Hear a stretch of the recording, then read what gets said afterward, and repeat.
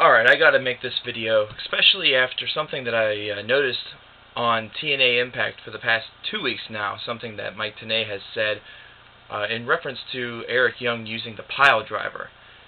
He's speaking about the code of conduct in the back, the laws, the wrestling laws, or whatever you want to say, that says that you don't use the pile driver.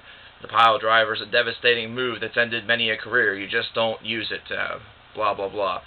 And, I addressed this over on the Delinquents Wrestling broadcast a night ago, but I think that this kind of deserves its own little video regarding this, and that is the idea of suspended disbelief. Now, this is an idea that really has made wrestling such a hotly debated topic, or should I say that it made it such a hotly debated topic for such a long period of time, especially during the glory days of the late 70s, 80s, and the 90s. Now, of course, with the advent of the internet, with the advent of shooters like us here on YouTube, with there being so many numerous crossovers, exposés, things done on television about wrestling, with it becoming such a hot-button thing in the culture and in the media, it was obviously a topic that was not going to be let go. It was something that was going to be exposed for what it truly is. Is wrestling real? Is wrestling fake? The whole idea of suspended disbelief at this point was in serious and dire jeopardy. And in the years since then, most of these exposés took place, the beginning part of the 2000s decade. Since then, suspended disbelief has kind of had to die its own slow, merciful death, while wrestling and the WWE and TNA has had to preserve some of what it represents in little bits and pieces, in small forms. It's one of those things where I say thank heavens for small miracles. It's a miracle, really, that wrestling did not lose a significant amount of its fan base. Now, many people may argue that it has because of dwindling ratings and because the support just doesn't seem as prevalent as before. But to be perfectly honest, guys, we all know, as I mentioned, with the advent of the internet and with the advent of numerous ways to see wrestling shows, to see wrestling DVDs, to see wrestling pay-per-views, that obviously the television was going to take a hit, should I say. There's just something about getting things for free that just attracts all of us, let's face it. But suspended disbelief is something that really made wrestling mysterious.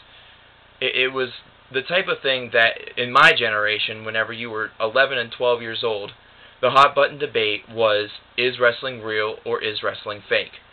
Now, usually, the people who believed that it was fake were people who did not enjoy wrestling, and this is something that's still widely held today.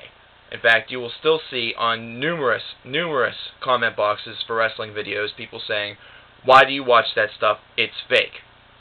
Look, we have all made videos about how wrestling is not fake, it's pre-planned. So that would be beating a dead horse for me to repeat that. However, for those of us who were kind of on the edge, we weren't really too sure, we were naive kids that, in our day, we didn't have dirt sheets. We didn't have the online realm.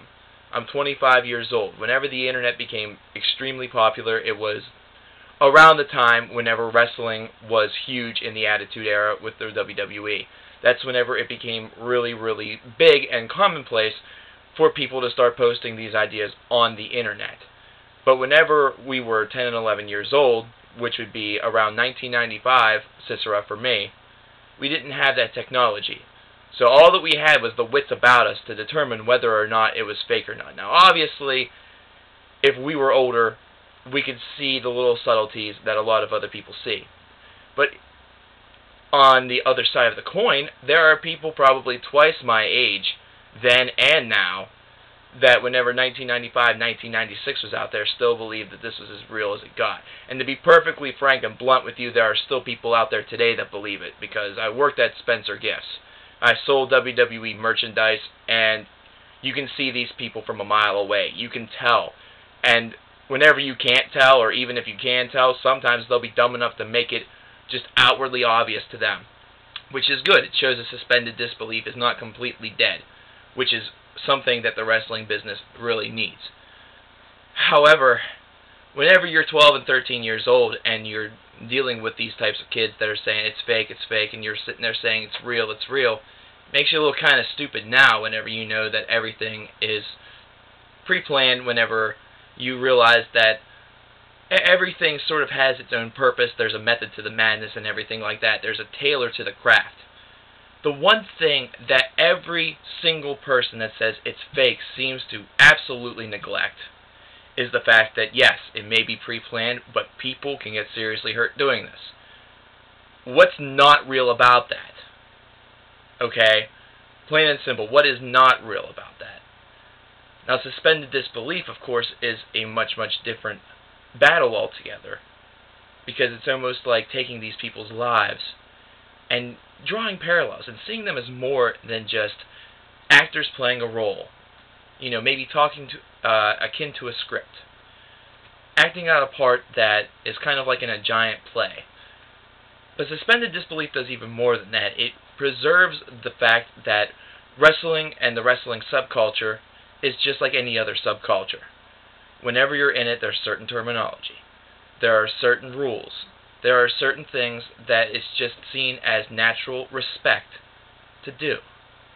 That's like any subculture. It's even like any type of fraternity. I'm sure some of you out there, if you're college age or greater, were in a fraternity whenever you were in college. What's the first thing that most people do whenever they're in fraternities and they see a fellow brother? They either have a code word, a password, or they have their fraternity's handshake. Now, I'm not saying that wrestling and the fraternity of wrestling has some sort of super secret handshake and says some sort of gibberish to tell that, you know, somebody else is a professional wrestler, whereas somebody else is just a mark. But what I'm saying is that there are certain aspects to the wrestling subculture that are adhered to by each and every professional wrestler, and that those who are new to the game, they learn them very quickly. They have to really earn their keep, learn the ropes, etc., etc. So the idea of suspended disbelief being slowly but surely put into its final coffin, I think, is just a terrible thing.